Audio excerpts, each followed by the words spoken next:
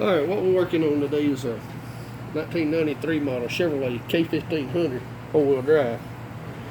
Looked on the internet on oil cooler lines, and people's having all kinds of issues, all kinds of problems with these oil cooler lines popping out and leaking, not being able to stop them because the lines that they're selling from Dorman Aftermarket are not exactly the same as the factory ones. I don't know why. Aftermarket parts, so on and so forth, cheap stuff that they're selling. This is cheap from the manufacturer. It's plastic. Your oil gets hot and cold, hot and cold. You've got an issue there to begin with anyway. Why they made this thing like this, I don't know. But what we're doing is solving the whole problem to where you don't have to deal with any of this anymore. Okay? You don't need any of this stuff. This thing, the way it goes in a little fitting just like this. This is a 3/8 pipe thread. This is what GM's answer was to, and don't get me wrong, I like a GM vehicle, but this is a flaw from the engineers that GM had. It's no good. These are the parts that we put in a brand new one. We had a brand new one stuck in this hose, and it lasted for about 3 days, started leaking. This is the vehicle. It's an up north vehicle, but it don't matter about that. If you got an oil leak on these lines, if the oil line is leaking right here, where they normally start leaking out in here, okay, you can fix that. But if you use your original tube, you may not have the problem. But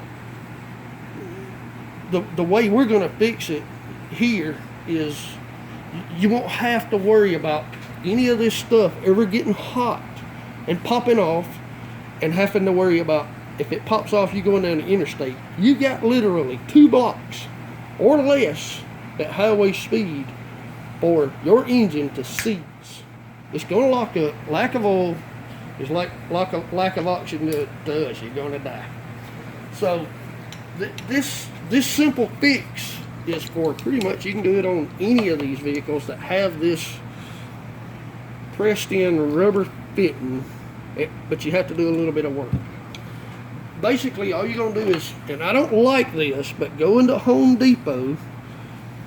I mean, I've seen on videos where people have actually eliminated their oil cooler. Well, with this truck, we're going to pull with this truck.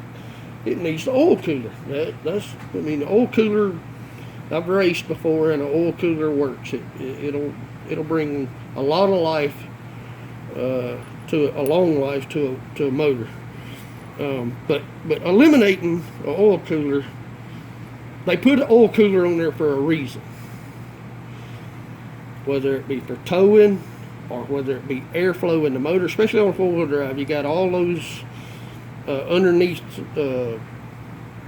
skid pans and stuff like that. Dirt get in there. Up north, all that salt gets on the pan. It's gonna run hot. It's not a good idea to eliminate oil cooler.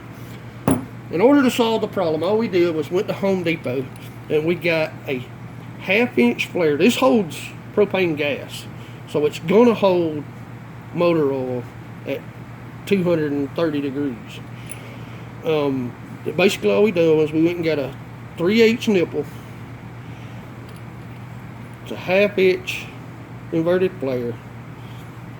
Took the tools. I just happen to have a little Blue Point set right here. There's the number on it. You can probably go to your local parts place and rent this. Our buddy has them. Home Depot's got them. You got to have a flaring tool. It's the same way as if you're up north, you're going to have one of these things because brake lines and stuff like that.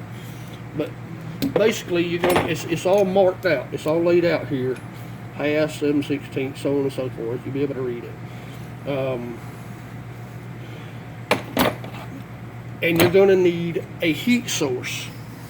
Okay? You're going to need a heat source because the reason being is when you cut this line, when you cut this piece off of here, this line is pretty thick.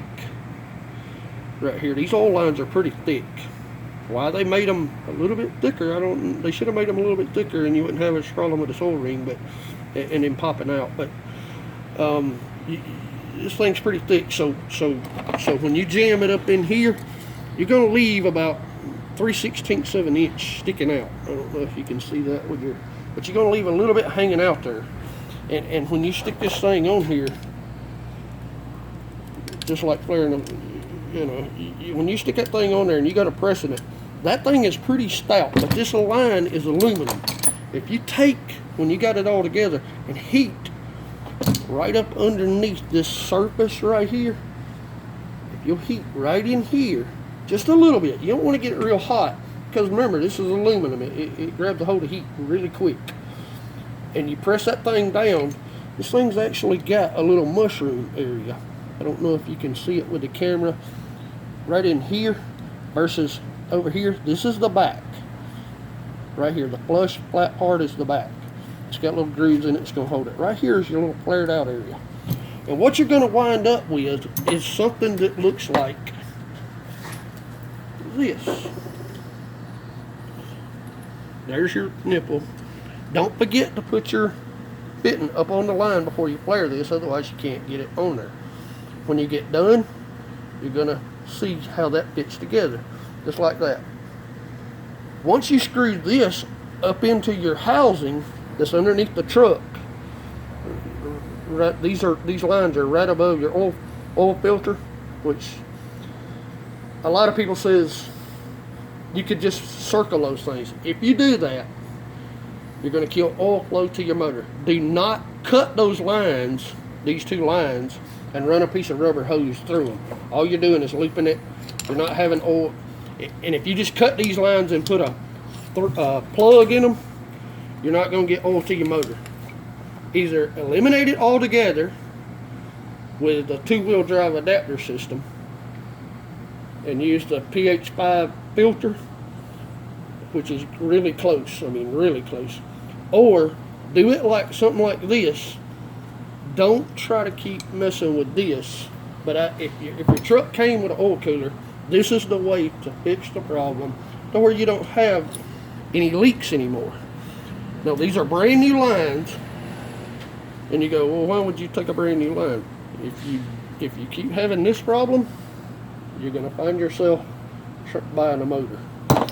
This will stop it. You screw this into the housing, screw your line up on here, use some Teflon tape, tighten that thing up on that aluminum. That aluminum, both of these surfaces are real pliable. This surface is aluminum, this surface is brass. They'll go to it. If you want to, you can put a little grease around it. I wouldn't use a whole heavy, you know, I don't care. Motor oil will work just fine. So when you're tightening it up, it makes a good seal. You don't have to put Teflon tape on it because it's compression fitting. But once you tighten that thing up, that will solve the problem. I'll make another video, show you what it looks like once we get it all on the vehicle. But if you got these lines leaking here, okay, it's really easy. If you're going to have that vehicle for a long time, all you got to do, if this line starts leaking here, take your parts right here, cut the new line, take and cut this part right here, cut this part right here, cut it off, pull that off, put it on your new line, reflare it, keep going down the road.